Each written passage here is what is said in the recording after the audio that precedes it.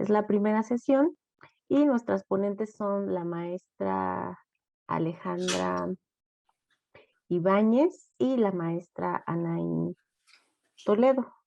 Les voy a leer una breve semblanza para que las conozcan. Primero se va a presentar la maestra Alejandra Maite. Ella es egresada de la licenciatura en Artes Visuales por la ENAP en 2008 y de la maestría en Artes Visuales Orientación Gráfica en 2015. Cursó una tutoría de perfeccionamiento cacográfico, gilográfico y planográfico en el CEAC en 2013. También cursó el diplomado de Ciencia y Neurociencia para el Arte y el Diseño, Íconos, en 2016, y el diplomado de Ilustración Científica y Arte Naturalista, Historia Natbrae y Drarworth, 2018-2019. Ha tomado también el diplomado en Neurociencias, Arte y Cultura, edición 2019, por parte de la UNAM, y actualmente estudia la licenciatura en Filosofía en la Facultad de Filosofía y Letras en la UNAM. Ha participado en varias exposiciones colectivas y una exposición individual que se llama Construcciones, Universidad de Tepantlato, 2017.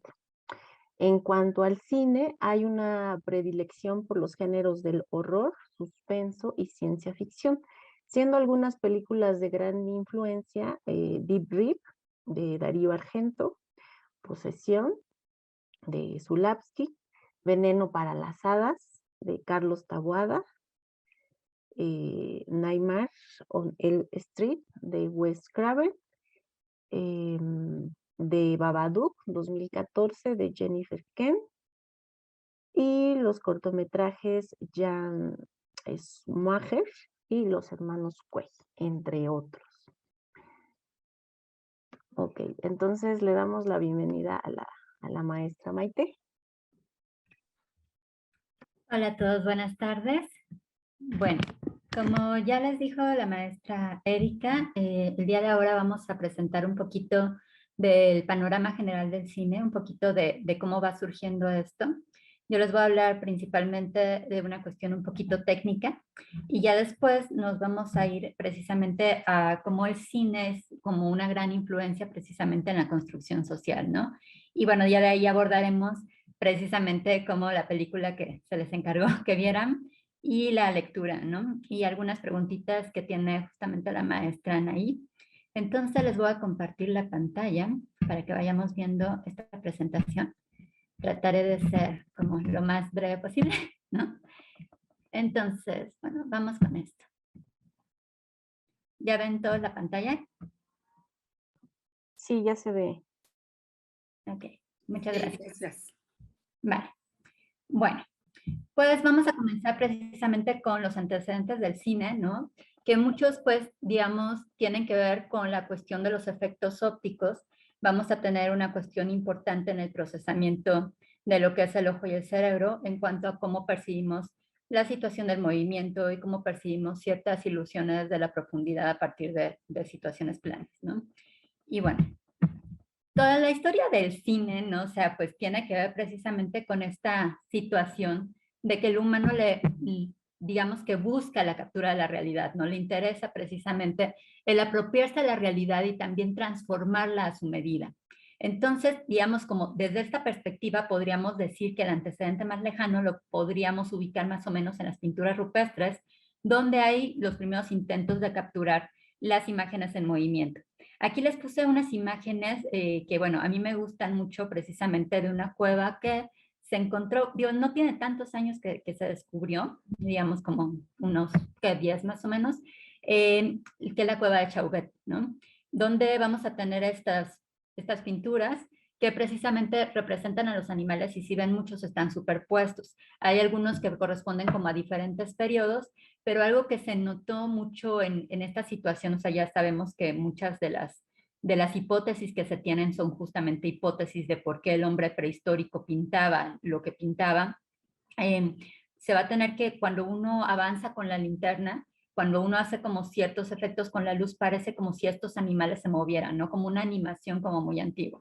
Y después vamos a tener otros antecedentes que podrían ser como mucho más puntuales, pero aquí ya estamos hablando de esta captura de la realidad, ¿no? De esta representación que va a tener el humano y que, bueno, también tiene que ver mucho con la cuestión del movimiento. Sin embargo, ya en los antecedentes, digamos, como un poco más concretos, uno de los que sobresale va a ser lo que nosotros llamamos el teatro de sombras, que proviene de Asia. No se sabe muy bien si de China o de India, digamos que ambos lugares están como disputando como el lugar de origen. Claro que hay una leyenda, está bonita, sobre el emperador Guti, que explica que, digamos, él pierde a su esposa, ¿no? Bueno, en algunas leyendas puso a su esposa, en otras como una chica que le gustaba mucho, la chica se muere y entonces uno de los embajadores le dice, no, pues mira, o sea, yo te la puedo traer como a la vida, ¿no? Entonces lo que hace es interpretar como a la chica por medio precisamente de una sombra, de tal manera que el emperador ve como si estuviera una mujer como presente y entonces pues parece como si esta chica hubiera vuelto a la vida hasta que de repente pues descubre como el telón y pues se da cuenta que simplemente es un engaño, ¿no? Está como triste, está bonita. Y bueno, después de esto el teatro de sombras va a comenzar a extenderse, va a llegar a Europa más o menos por el siglo XVIII, precisamente por la cuestión de los frailes. Dominique Serafin va a llevar su teatro de sombras a Versalles y también vamos a tener que muchas compañías italianas van a ahora sí que utilizar este teatro de sombra principalmente para entretenimiento.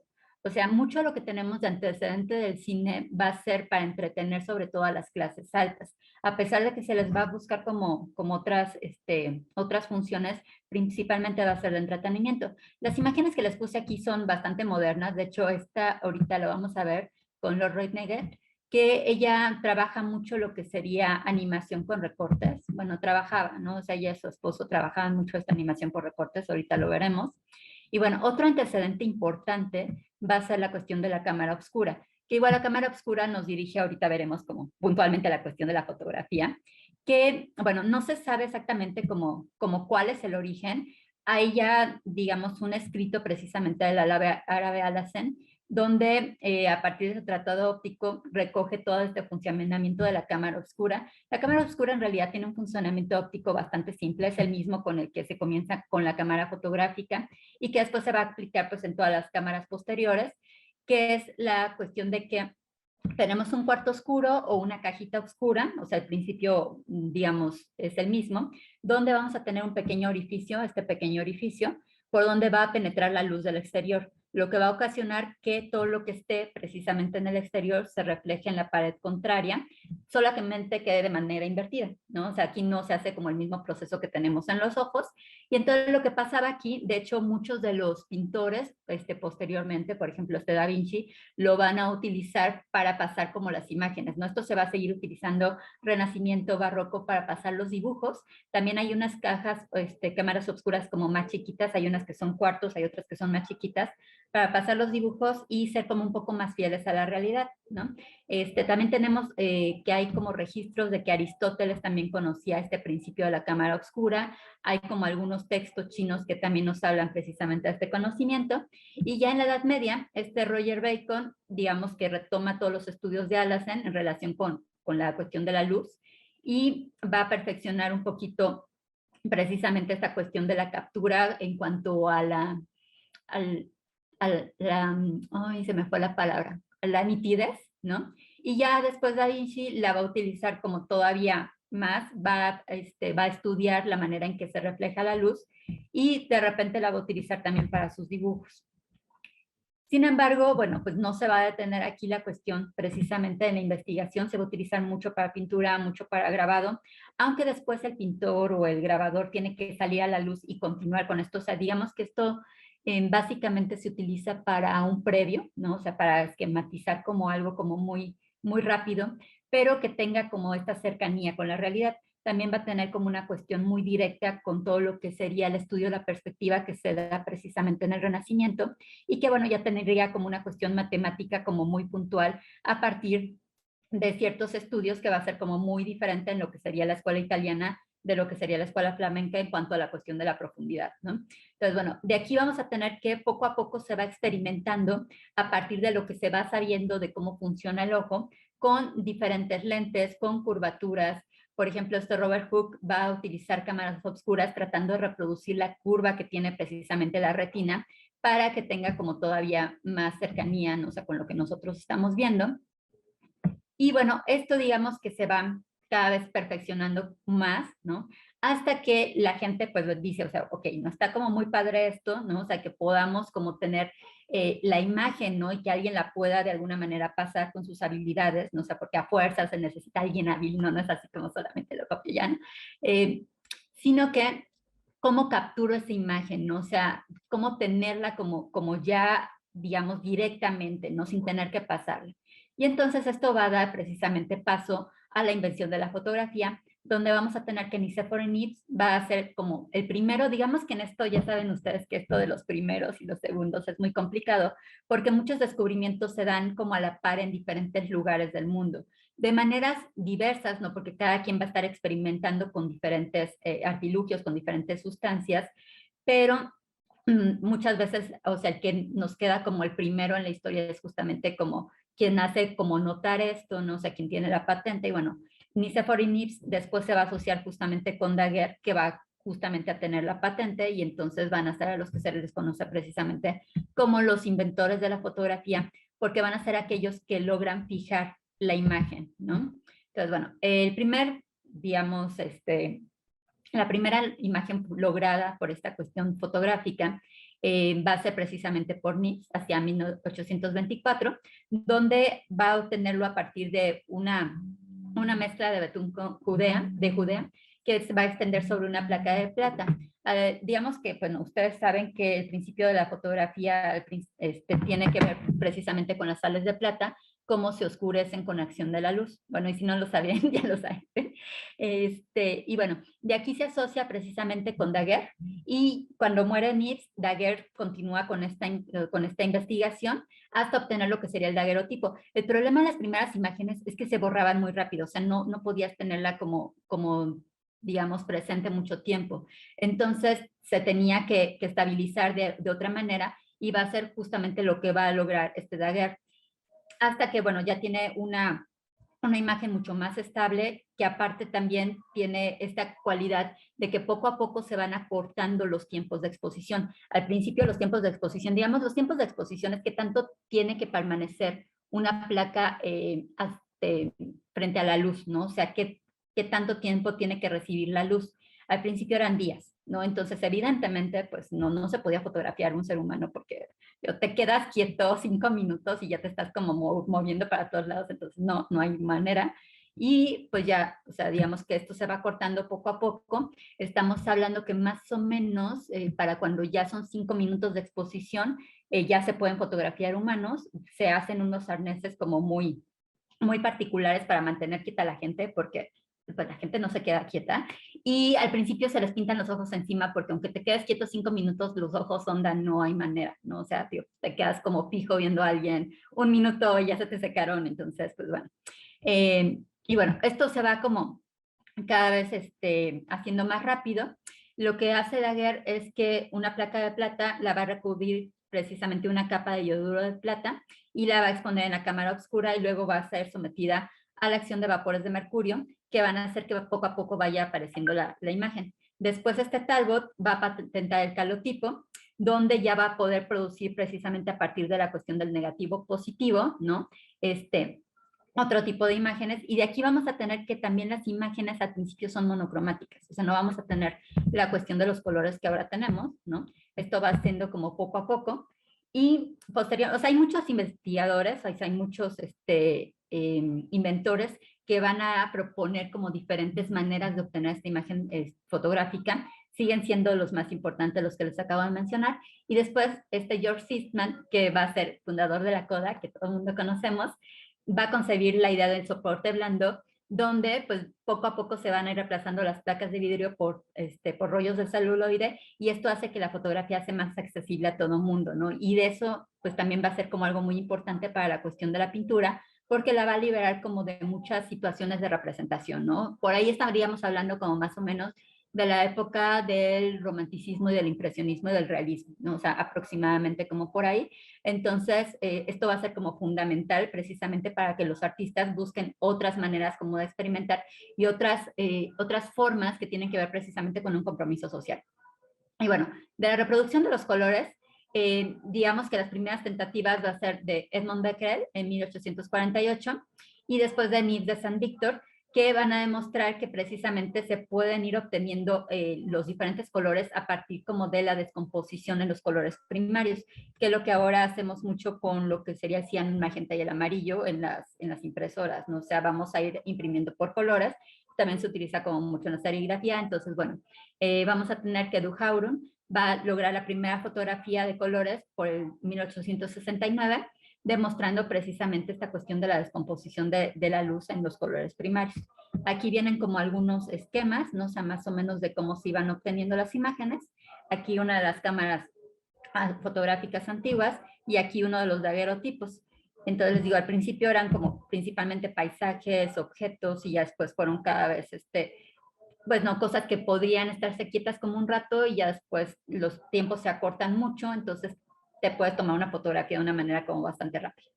Y bueno, otro instrumento que de hecho tiene que ver mucho con la cámara oscura va a ser la linterna mágica.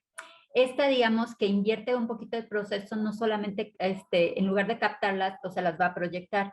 Y aquí se utilizaban lo que eran vidrios coloreados, que después, digamos, que se van a tener como diferentes mecanismos de movimiento, ¿no? O sea, para que vayan pasando uno tras otro y entonces aparentemente no lograr como esta situación de que las imágenes se mueven.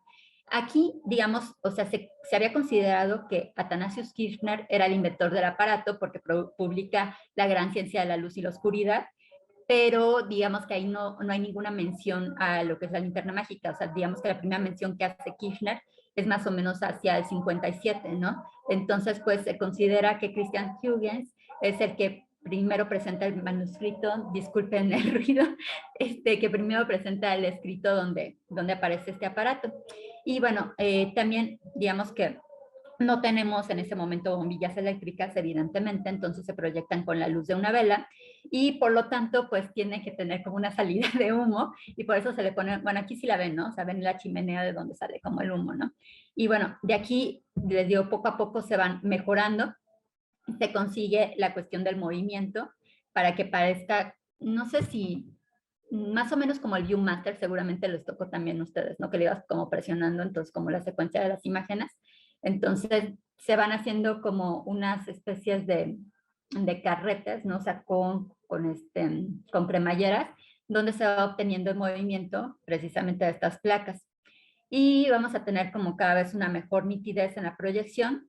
Ya después digamos que este aparato va a ser utilizado no solamente para entretenimiento, sino también para la cuestión de la enseñanza. Por ejemplo, Nolet y Charles van a introducir este aparato en la Sorbona para dar cátedras de magnetismo animal, que bueno, ya sabemos que después fue como desmendido, como ciertas cuestiones de esto, pero bueno, lo importante es que ya se está utilizando también para una cuestión como enseñanza más allá de lo que es el entretenimiento.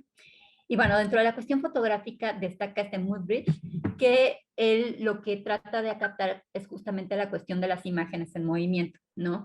Porque, bueno, le preguntan como mucho esta cuestión del caballo, no sé, de si se puede obtener como, o sea, si el caballo en algún momento de su recorrido levanta como las cuatro patas o no, ¿no? O siempre tiene como una pata apoyada. Entonces, lo que hace es, o sea, digamos, una especie como de fusil fotográfico para captar como lo más, lo más preciso como cada secuencia de movimiento, ¿no? O sea, para que se vea como casi cada segundo de movimiento y que entonces podamos apreciar la manera en que va la estacada gata del caballo y hace como muchos tirajes de diferentes movimientos de danza, de animales, etc.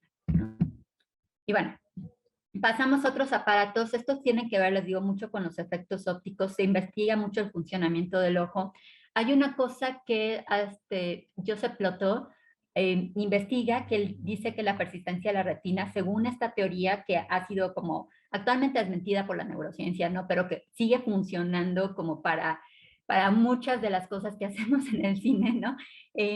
es de que la imagen permanece como un poquito, ¿no? O sea, dentro de la percepción, o sea, no se va inmediatamente. Y entonces de esta manera el cerebro la une con la siguiente imagen y produce como la sensación de movimiento. Después hubo como otra teoría y después ya dijeron, no, es que realmente no hay eso, o sea, tiene que ver con el procesamiento que hace el cerebro de la luz, pero bueno, eso ya digamos que viene como de estudios más recientes, y la teoría de Plató va a estar como vigente por mucho tiempo, ¿no? Entonces, a partir de esto vamos a tener que durante todo el siglo XIX van a seguirse produciendo aparatos principalmente de entretenimiento, ¿no? O sea, va a ser para entretener a las cortes principalmente, de repente está como en las ferias, que van a buscar reproducir la ilusión del movimiento o producirla, ¿no? Dentro de estos está el taumatropo, el fenaquistiscopio, el zootropo, el praxinoscopio, y después vamos a tener teatro óptico, que va a ser como una variante del praxinoscopio. El taumatropo es, seguramente les tocó, ya saben de que íbamos a los parques y te vendían este circulito donde había la jaula y el pajarito, y entonces tenía dos cordones, los hacías como churrito y los estirabas, y entonces giraba como muy rápido y se superponían las imágenes, que son los que tenemos acá. Y el fenaquistiscopio es este también es un fenaquistiscopio, donde, bueno, se ven aquí las ranuras. Normalmente se veía con un espejo, ¿no? O sea, podías verlo frente a un espejo, o podías tener como dos círculos. Entonces los giras y lo que va a pasar es de que cuando lo ves por las ranuras, se produce la ilusión del movimiento. Y bueno, todos estos tienen que ver precisamente con la cuestión de girar, ¿no? Estas son de Platón. Y bueno, el zootropo, que sería justamente este tamborcito donde ponemos las tiras con las imágenes, igual nos asomamos por las ranuras. Las ranuras van a determinar nuestra amplitud de vista, ¿no? O sea, para que no veamos como toda la tira y entonces veamos como una imagen como totalmente borrosa, sino que determina como el enfoque que nosotros le vamos a dar como a la imagen. Entonces eso es como bien importante, porque sin ranuras vemos una cosa rarísima y borrosa, ¿no? Entonces, bueno, el zootropo va a estar inventado por William Lincoln. Después vamos a tener el praxinoscopio, que va a ser de Emile Renaud, y que pues digamos que después se convertiría en el teatro óptico, donde ya vamos a tener como una proyección como mucho más grande que lo que vemos acá, ¿no? Donde ya vamos a tener las imágenes en movimiento. Después vamos a tener kinetoscopio, que digamos, es por parte de Thomas Alva Edison, que bueno, parte de todo esto, donde ya vamos a tener fotografías que van a ir a la velocidad de más o menos 46 imágenes por segundo, que van a estar iluminadas por una lámpara incandescente, y ahí el problema es que nada más lo puede ver una persona, no es como el cine, ¿no? O sea, que todo lo vemos, sino que ahí es como uno por uno, y esto va a traer como consecuencia, pues ahora sí, la invención de los hermanos Lumière, ¿no? Que va a traer la cuestión del cine, el cinematógrafo como tal, y del cual, pues bueno, una imagen que impacta mucho, que no se las puse aquí, va a ser la del tren llegando a la estación, ¿no? Que pues todo el mundo, es como muy famosa la historia, en el sentido de que llega, o sea, bueno, se ve como el tren va llegando, y entonces la gente se espanta porque no está acostumbrada, bueno, eso es lo que dicen, ¿no? O sea, ya saben como los mitos de la historia. La gente sale corriendo de ahí, ¿no? O sea, porque piensan que el tren pues, se va a venir como encima de ellos, ¿no?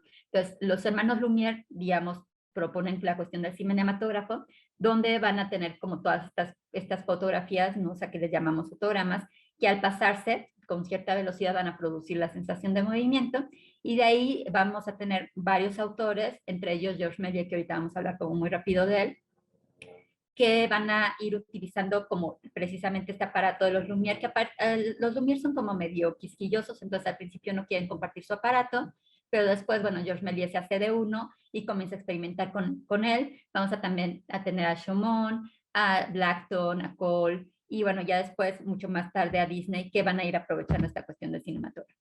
Entonces, Georges Méliès, que es conocido como el mago del cine, vamos a tener cómo va implementando otras técnicas para enriquecer precisamente la visión de lo que se tenía hasta ese entonces de las historias que estaban producidas por el cinematógrafo.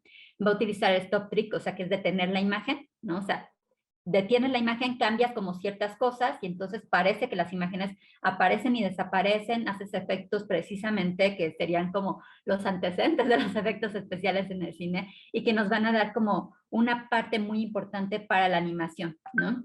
Y bueno, va a tener también la cuestión de la cámara rápida, las disoluciones de imágenes, película de colores. Se pintaban muchas veces las imágenes en acuarela, por eso muchos de los cortometrajes que vamos a tener de Georges Méliès tienen colores ahí raros que varían. Y también vamos a tener superposición de imágenes. Hay una de la cabeza, me parece, oh, no me acuerdo cómo se llama, pero bueno, se los paso después. Hay un cortometraje muy padre de Georges Méliès de una cabeza que va creciendo, que utiliza precisamente esta cuestión de montar, ¿no? O sea, como diferentes imágenes. Uno de los más famosos cortometrajes va a ser el de Viaje a la Luna, ¿no? Y también el Viaje a través de lo imposible, que son inspirados en Julio Verne y que pues se consideran como de las películas más influyentes, más importantes, ¿no? De las primeras que tenemos de ciencia ficción. Y también vamos a tener una muy importante de cine de terror, que es La Casa del Diablo, no La Mansión del Diablo, de 1896. Que bueno, está bastante interesante si la quieren ver. Y bueno, de aquí vamos a tener la cuestión de la animación, que la animación pues finalmente tiene que ver con anima, ¿no? O sea, con la cuestión como de la vida, con dar vida a las cosas, y tiene que ver mucho con la cuestión del dibujo y de los objetos inanimados que cobran precisamente esta situación del movimiento, ¿no? Como el movimiento como un reflejo a la vida. Al principio se van a dibujar los fondos con las imágenes, ¿no? O sea, lo que sería, pues si están en un bosque, si están en una casa, se va, ahora sí que dibujar escena por escena, se van a ir como pasando igual a cierta velocidad, y ya después, digamos que se comienzan a utilizar otras técnicas donde se dan cuenta que no es necesario dibujar como escena tras escena, sino con que dibujes todo el paisaje y ya después pongas encima los personajes, que es lo que ahora hacemos.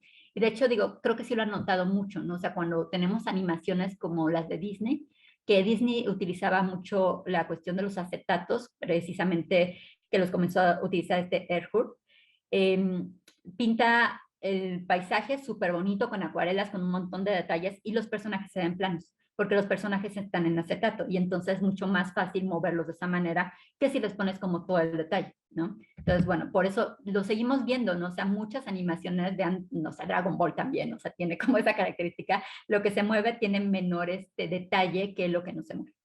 Y bueno, vamos a tener dentro de esto lo que sería animación por recortes, que aquí les digo que está Lot Reiniger, que ella, búsquenlo, bueno, si no, se los paso también porque es precioso lo que ella hace con su esposo. Eran dos personas y hacían animaciones con recorte impresionante.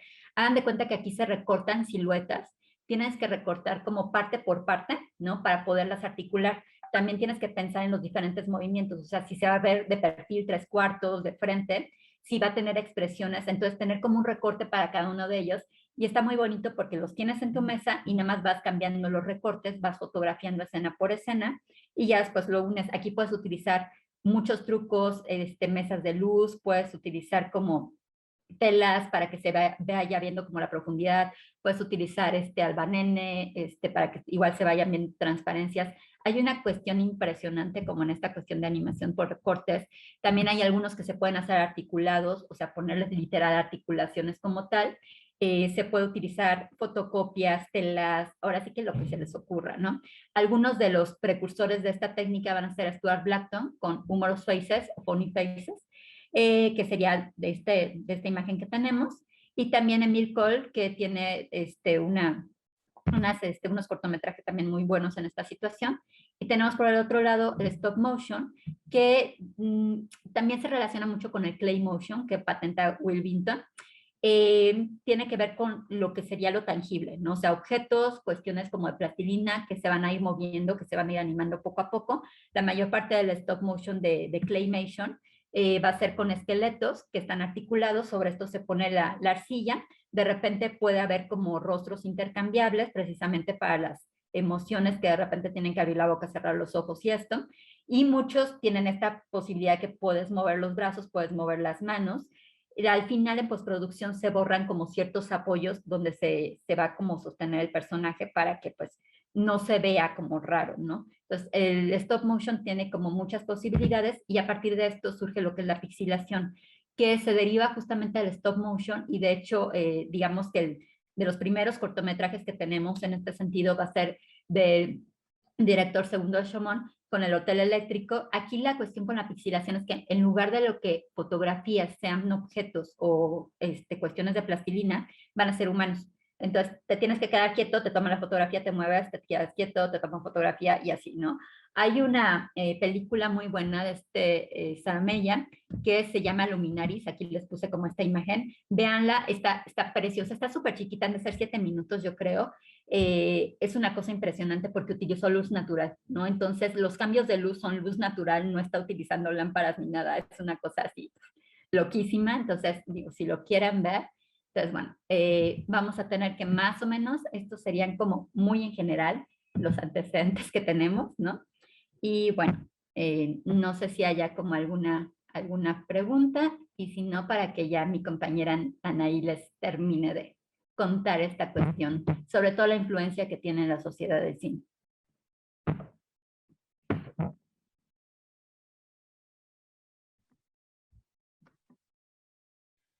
Creo que no. Hola, yo podría preguntar, ¿sí me escuchan? Soy Elsa Mireya. Sí, claro. ¿Sí? Maite, ¿o te gusta Alejandra? No, todos me dicen Maite. Gracias. Maite, digamos que lo último, pues que precisamente lo último que presentas, es así como,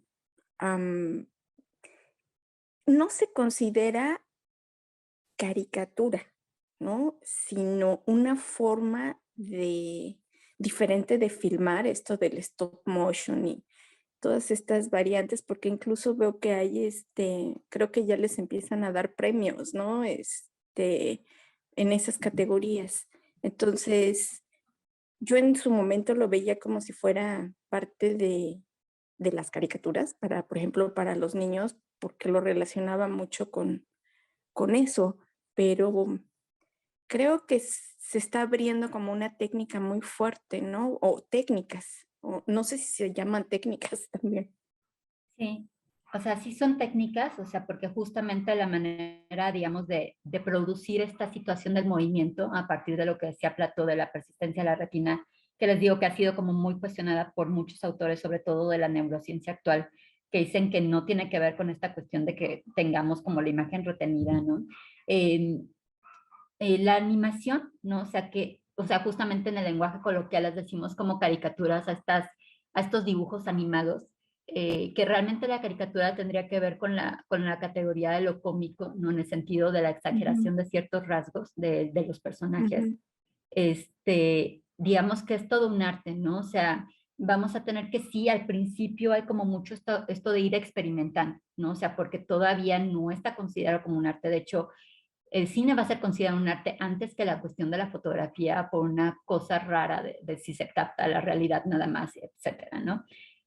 Pero si es una cuestión artística, no sea reconocida, hay muchos cortometrajes de animación que no solamente son los que vemos como en la pantalla grande, ¿no? O sea, hay muchos creadores independientes. Por ejemplo, la maestra Erika les mencionaba que a mí dentro de las películas que me influyeron mucho, hay los cortos de Svan Meyer y los de los hermanos Quay, ¿no? O sea, estas propuestas, o sea, son totalmente artísticas. Van Meyer trabaja mucho en la línea un poco del surrealismo y de la crítica política. De hecho, muchos de los autores van a trabajar una crítica política a partir de los recursos que van a presentar. Por ejemplo, Norman McLaren, que utiliza precisamente la cuestión de la pixilación, va a ser un cortometraje que se llama Vecinos, ¿no? O sea, donde también va a ser una crítica fuerte a la guerra, ¿no? Entonces, sí, o sea, más allá de una cuestión de entretenimiento que se puede utilizar, o sea, sabemos que todas las técnicas, ¿no? O sea, cualquier cosa que hagamos puede ser como utilizada como con diferentes fines. La cuestión de la animación, ¿no? O sea, en específico lo que preguntó usted del stop motion, es sí, ¿no? O sea, sí tiene como toda una cuestión de categoría artística. A mí me encantaría pasarles un montón, no sé qué tanto los saturen, ¿no? Yo de cosas, ¿no? Pero para que vean como otras opciones que quizás no son como tan conocidas en este sentido, ¿no? Por ejemplo, el hotel eléctrico es una cuestión como muy fantástica, es como un hotel embrujado, ¿no? Todas las cosas se mueven. Y, por ejemplo, las primeras animaciones que vamos a tener, pues también está, por ejemplo, la de Betty Bob, ¿no? O sea, con todos los personajes a su alrededor, las fantasías animadas, todo esto, ¿no? O sea, que parecerían como de entretenimiento solamente, ¿no? O sea, pero que sí tienen que ver mucho con la manera en que se estructuraba como en esa manera, en ese momento la sociedad. También lo que era permitido y lo que no era permitido, ¿no? De hecho, hay una donde se les escapa el gas de la risa y que la prohíben, ¿no? O sea, justamente con esta Betty Boop.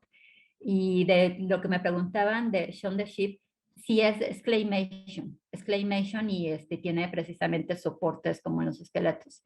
Shaun the Sheep, mucho de ahorita se me fueron como los nombres, pero por ejemplo lo de Tim Burton también serían claymations. Pues sí, se los comparto, no solo que sí son un montón, ¿no? Sí. Pero sí, claro. Gracias. Gracias. Sí, bueno, muchas gracias, Maite.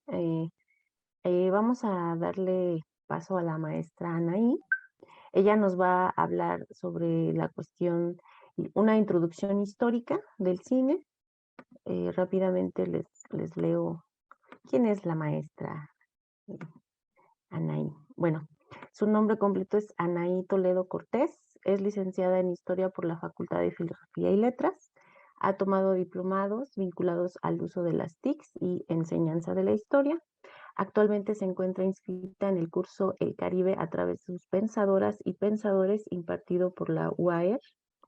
Entre sus películas favoritas se encuentran, por el significado personal que poseen, Melancolía de Lars von Trier, Zodiac de David Fincher, y precisamente Big Fish, Tim Burton y El Niño y el Mundo. Adelante, maestra. Gracias. Déjenme compartirles mi pantalla para dar, digamos, continuidad a la presentación de la maestra Maite.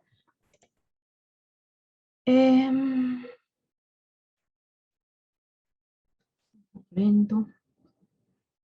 Sí pueden ver mi pantalla, ¿verdad? Sí. Sí, ahí se ve. Sí, profe, sí se ve, gracias. Gracias. Gracias, maestra Laura. Creo que el maestro Guillermo tenía la manita levantada. No sé si se espera después o ya no. Pero bueno, vamos a dar inicio entonces a esta secuencia. Obviamente, pues, retomando un poco las ideas de la maestra Maite, pues evidentemente pues hablar de los Lumière pues es obligado, y a ver, ahorita les muestro aquí pues justo lo que ya nos mencionaba hace un momento, que es pues la llegada, ay no, estoy atrás.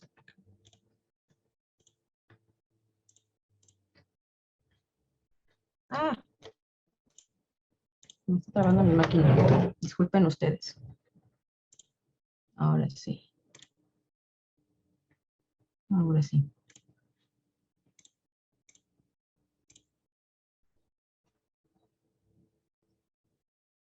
Sí ven mi pantalla, ¿verdad? Sí. Ok. Sí. Sí, ahora sí. Que justamente es la llegada del tren, que bien, pues está esta historia de que según cuando lo están mostrando los hermanos Lumière, pues la gente se espantaba, ¿no? De ver algo que, bueno, para nosotros es muy común, pero para ellos pues era todo un espectáculo, y justamente el espectáculo es algo que los hermanos Lumière empezaron a explotar.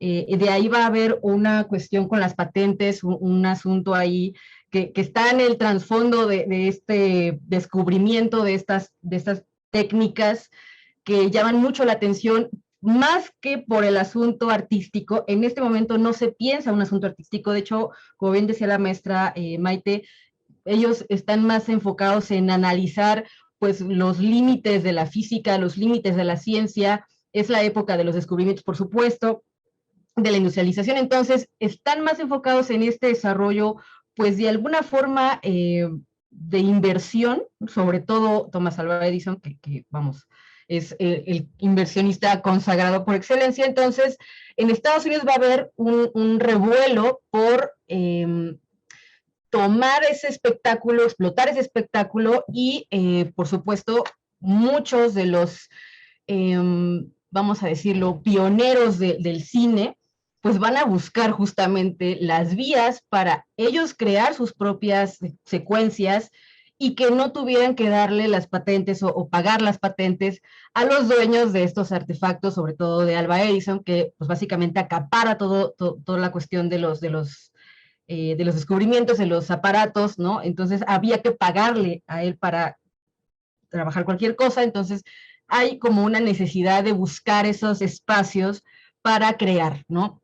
Y obviamente esos espacios de creación, pues los va a aprovechar Méliès, que básicamente lo que hace es, pues, experimentar, ¿no? Ya lo dice la maestra también, experimentar con lo que tiene, poner ahí el esmero en hacer una narrativa, y creo que eso es algo muy, muy importante, que más allá de mostrar exactamente lo que sucede, lo que hace Méliès, y es quizá el corazón del cine, es decir algo, ¿no? Decir algo más que solo mostrar simplemente lo que sucede, ¿no? Así como, bueno, pues eso ya no nos da para más, ya no nos es suficiente, ¿no?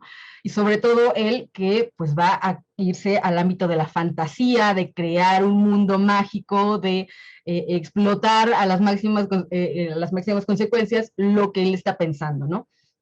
Entonces, a ver, déjenme dejar de compartir un momento para ir de nuevo a la secuencia, porque ahí está. Les voy a poner un pedacito de esta secuencia de Méliès, que obviamente a muchos de nosotros nos es familiar, que pues es la llegada a la luna, ¿no?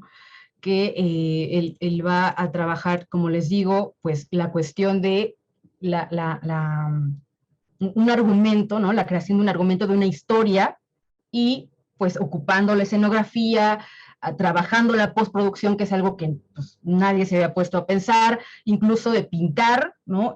O de editar, ¿no? Esa parte de la edición, que es algo que pues, no le interesaba a nadie, simplemente era mostrar lo que sucedía. Y pues eso nos acerca a este ámbito de la ficción, ¿no? De la creación de decir algo más, ¿no?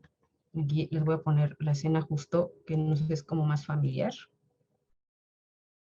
Llegan al ojito de la luna. Es esta imagen, ¿no? Creo que todos nosotros nos es muy, muy familiar. Bueno. Entonces, a partir de este, pues, descubrimiento, esas experiencias que se van conjuntando, pues en Estados Unidos se van creando compañías, ¿no?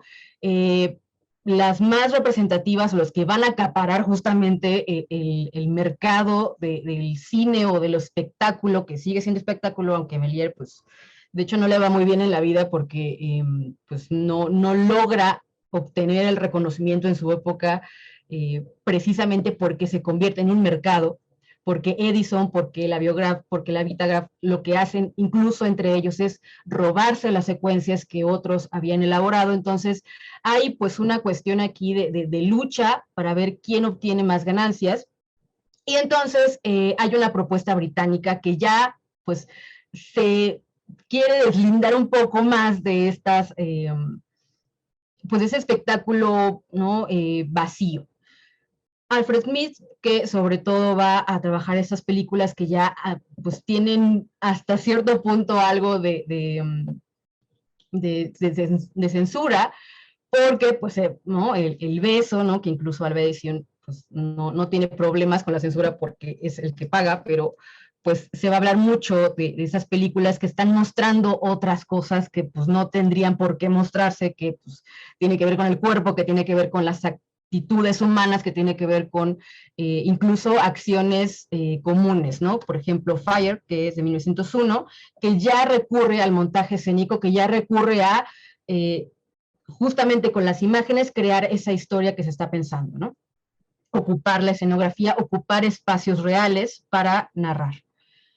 Así pues, llegamos a esta etapa en la cual, pues, sobre todo los franceses van a decir, pues, que estas técnicas tendrían que asociarse al arte, ¿no? Darle, pues, a estas manifestaciones de la realidad, que pues siguen siendo eso, simples manifestaciones, tendrían que ir, ¿no? Más allá, tendrían que contar una historia y tendrían incluso que durar más tiempo. Entonces empiezan a hacerse historias más largas, incluso se va a recurrir a los intertítulos, que son estas pues pequeñas frases o narraciones que pues empiezan a complementar las imágenes, ¿no?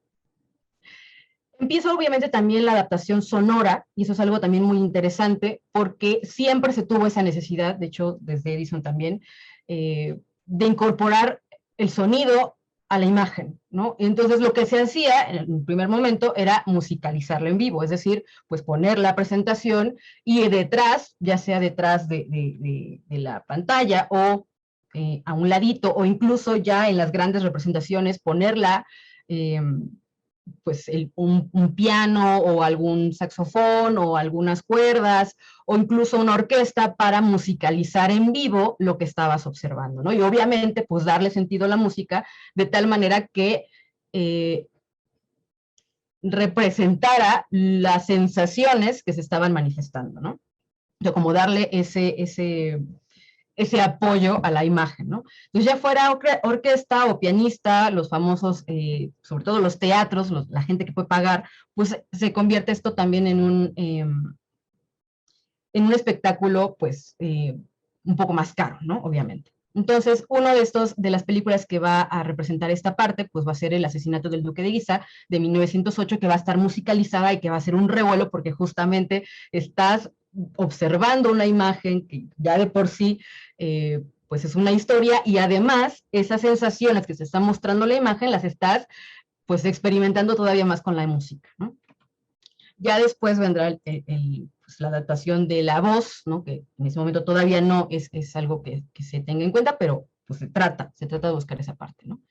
Entonces ya se empieza a apostar, ¿no? En tanto estamos incorporando la cuestión artística a esta expresión, pues por grandes producciones, ¿no? Incluso aprovechando que no se tenían que pagar derechos por ocupar obras literarias, pues ya de tiempo atrás, pues se van a empezar a hacer adaptaciones de la literatura al cine, ¿no? Por ejemplo, Hamlet, de 1913, que pues va a beneficiarse justamente de esto, ¿no? Vamos entonces a explotar ese recurso de adaptar la literatura al cine y justamente incorporar esas cuestiones escénicas del teatro en la representación cinematográfica, ¿no?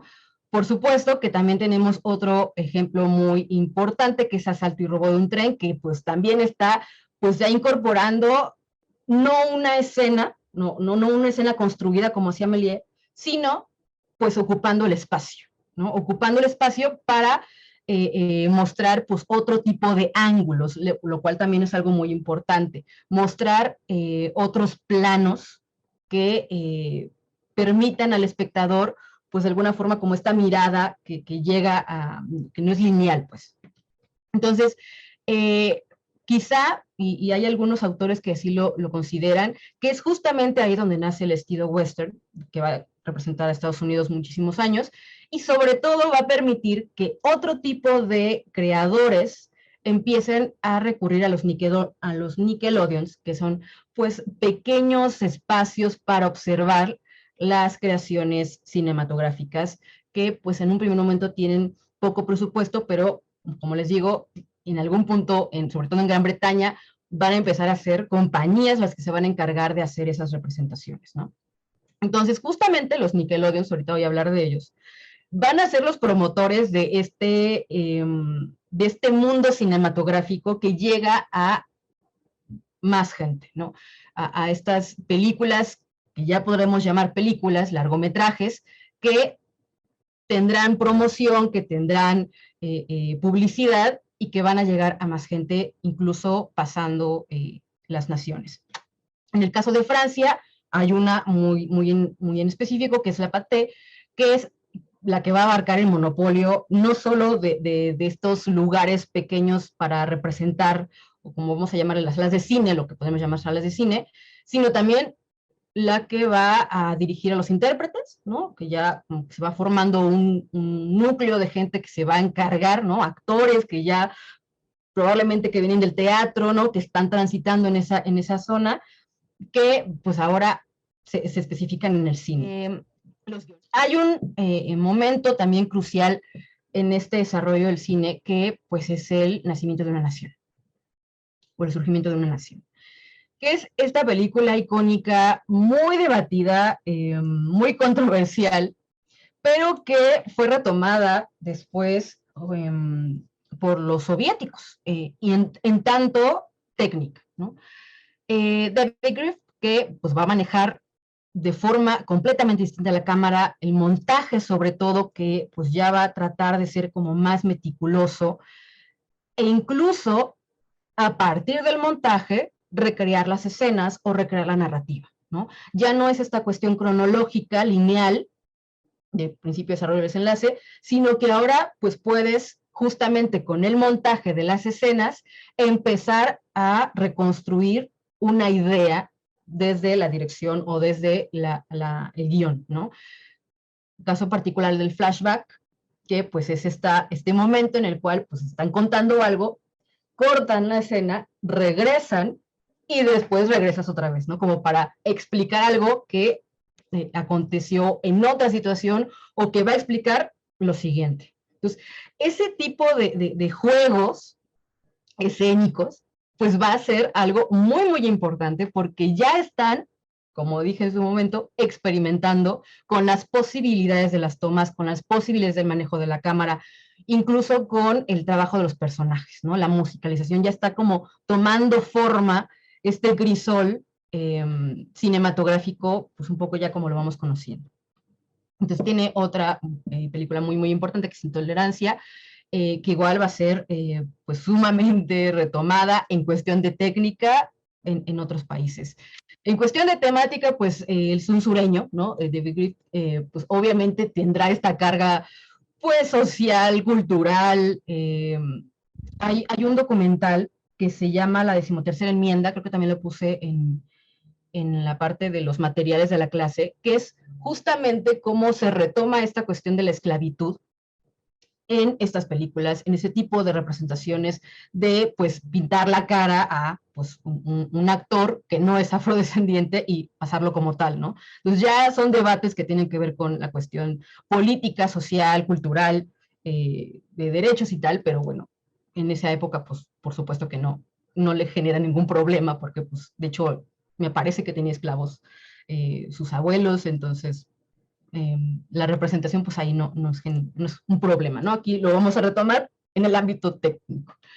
Y hay otras vertientes, ya empiezan, como les mencionaba, a formarse estos personajes, sobre todo una que va a ser muy retomada en el cine clásico y en el cine negro, en los años 40 en Estados Unidos y bueno, en el resto del mundo, que es la vampiresa o la femme fatale, que va a ser retomada justamente del cine danés, y de pronto así como, ¿no? Y los daneses, pues ahí están haciendo cine, y pues va a generar un escándalo, porque pues es esta mujer que ya representa otro tipo de valores, ¿no? Ya no es la típica representación femenina de docilidad o de obediencia, ¿no? O de capricho, como en algunas otras películas se va a retomar, sino que ya es un personaje polémico, ¿no? Entonces, pues se tiene idea que Asta Nielsen va a ser la primera representación de la femme fatale, y, por ejemplo, en el caso de Italia, pues se va a recurrir a otro tipo de cine, a otro tipo de representaciones que son más épicas, ¿no? Como más de la historia de Roma, más de vamos a retomar lo que eran nuestros antepasados y tal, ¿no? Pero va a ser en El Abismo de 1910, donde a partir de esa película que se van a empezar a recuperar estas imágenes de la femme fatale, ¿no? Sarah Bernhardt en Francia, que son ya personajes en sí mismos, ¿no? O sea, ya no solamente es la película, ya no solamente es la técnica, sino ya es el personaje, ¿no? Los actores empiezan a tener relevancia internacional, a ser recordados por un personaje en particular o por una película en particular, ¿no? Y por supuesto, eso da para muchísimo, sobre todo para el financiamiento de películas ya de mayor talla.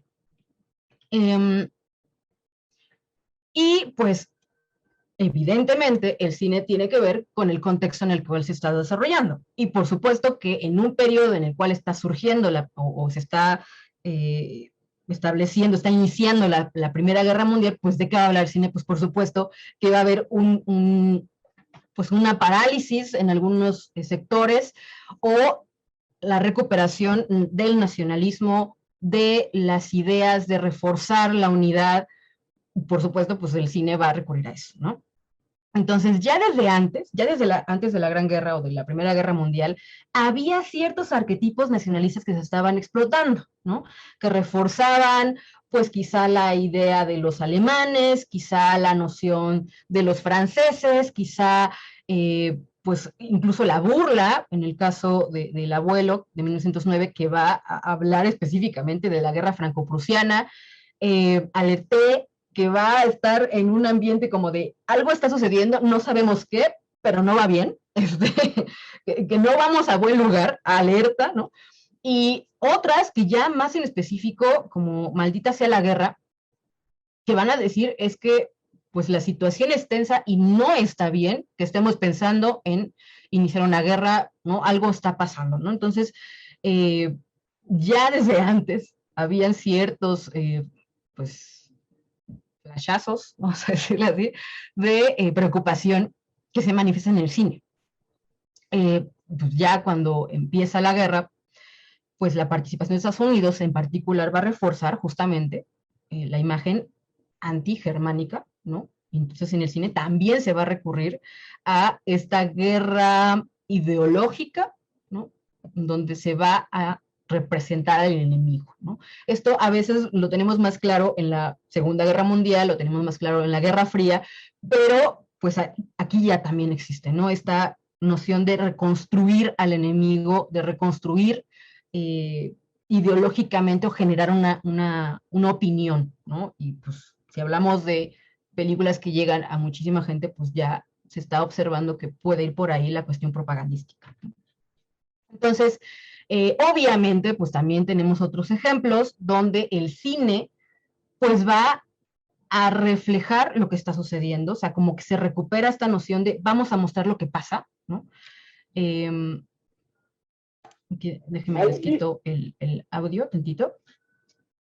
Porque, pues, en el caso de la naciente Unión Soviética, pues, también importa para fines educativos, ¿no? O sea, se va a entender que el cine puede llegar a más gente, ¿no? Y que a partir de eso se puede incorporar, pues, la promoción de los ideales, de la función de unidad, incluso, pues, recurrir a la historia, ¿no? O sea, la representación de la historia, la representación de lo que está sucediendo, ¿no? En el ámbito de la guerra, pues por supuesto que también, ¿no? Lo que podríamos llamar una especie de cine documental, ¿no? De mostrar lo que se está sufriendo. Y en el caso de la Unión Soviética, pues incluso se va a crear el Instituto Pansoviético de Cinematografía. ¿Para qué? Pues para formar a las personas que se van a encargar de eso, ¿no? Se van a encargar de la creación fílmica en función de la enseñanza o en función de transmitir, ¿no? Una idea. Ahí.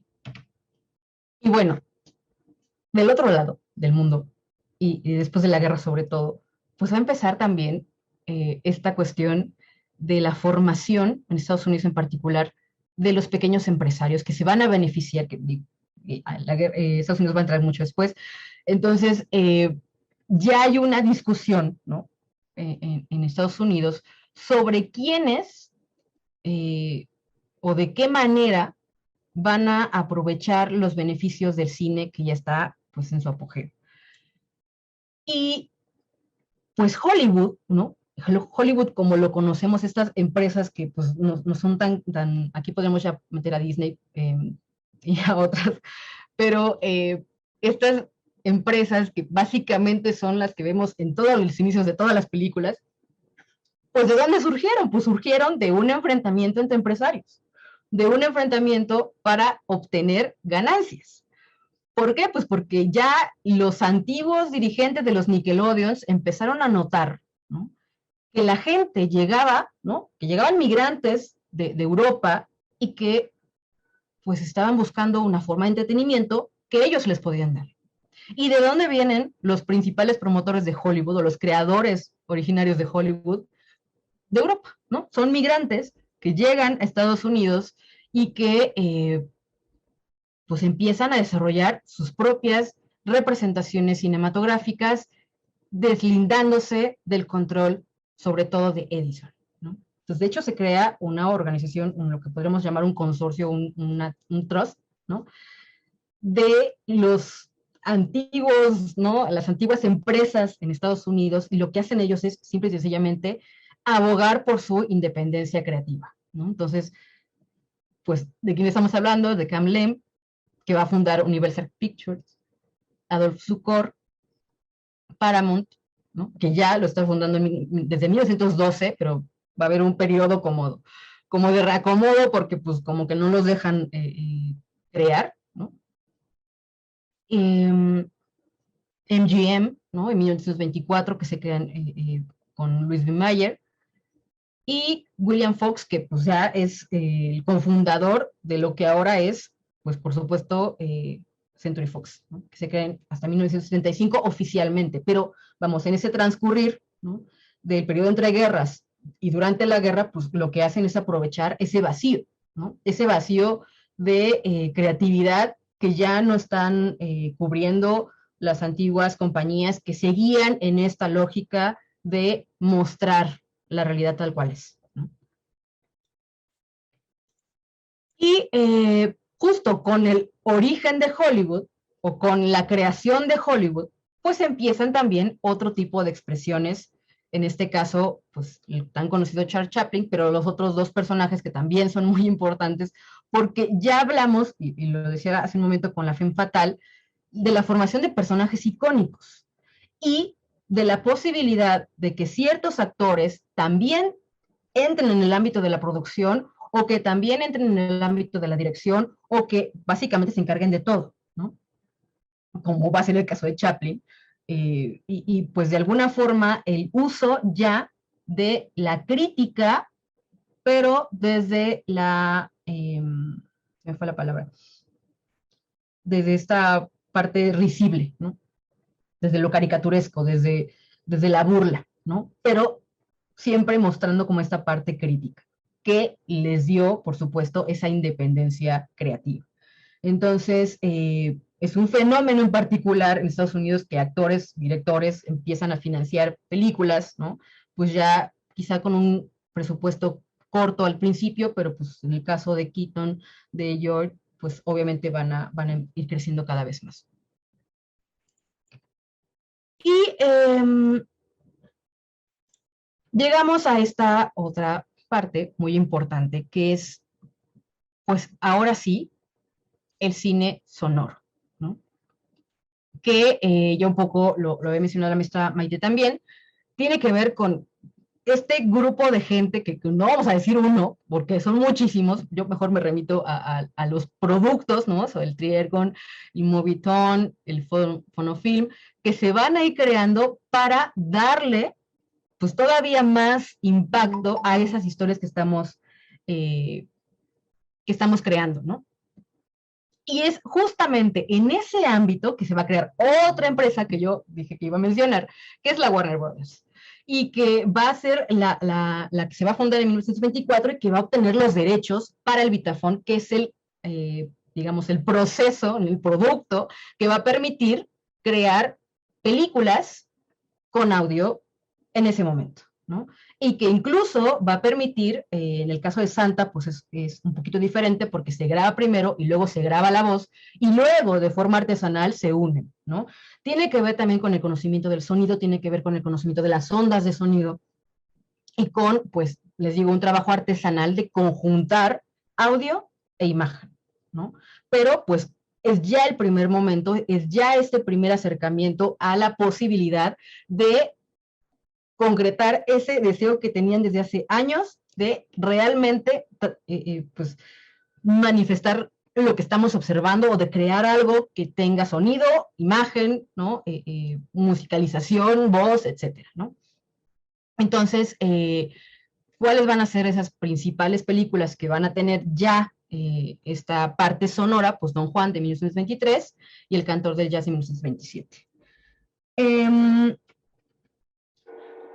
Asimismo, tenemos otra cuestión, que es la cuestión del color, que ya lo introduce también la maestra Maite hace un momento, que pues básicamente es retomada por Walt Disney, el Technicolor y la animación, ¿no? Que pues digamos la primera película que podríamos considerar como la primera película a color, que es básicamente una animación, va a ser Flowers and Trees, que es de 1932.